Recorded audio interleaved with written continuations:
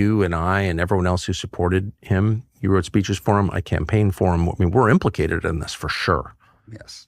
It's not enough to say, well, I changed my mind, or like, oh, this is bad, I'm out. It's like in very small ways, but in real ways, you and me and millions of people like us are the reason this is happening right now. Yes. So I do think it's like a moment to wrestle with our own consciences. We'll be tormented by it for a long time. I will be.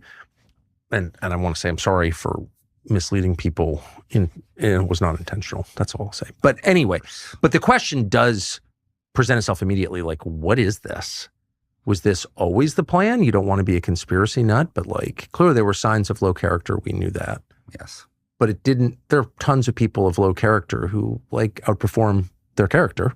It doesn't have to be. Sort of the norm, actually, these days, I would say. I've outperformed my character a lot. I don't have especially high character, right? But, you try your best. But what was this? Was this always the plan? Looking back after the last year and a half, it seems like it kind of was. And it's easy. Well, you could get really deep about it and say, what was Butler? Like, how was it that and Ryan Ruth, I mean, he was subject to 2 legitimate assassination attempts. Have we ever gotten to the bottom? I know you've talked a lot about this, but have we ever gotten to the bottom of that? I haven't talked a lot about it. I don't know the answer, but I know that those investigations have been stymied. Fact. Yeah, stymied from the very top, from people who actually would have the power to get to the bottom of it. And the motive. Yes, right? Yeah, very much.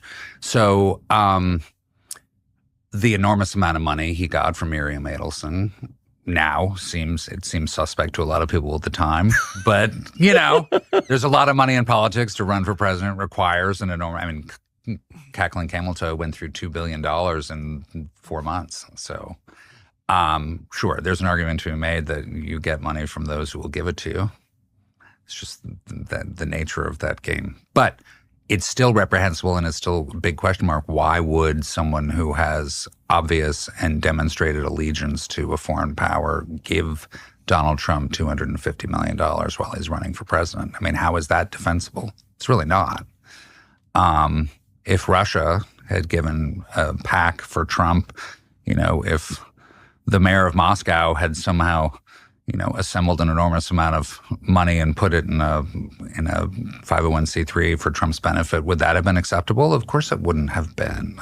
So what does it's so basic, comes back to the money. Like, what did they get in return for that amount of investment? And it's clear. I get it. No, I mean, of course, I agree with every word that you're saying. I just think, given his behavior and his demonstrated disloyalty and viciousness to previous supporters. Yes.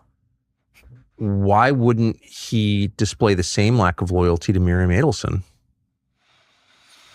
I mean, that's kind of the question. The only people he's been loyal to are the neocons and his donors.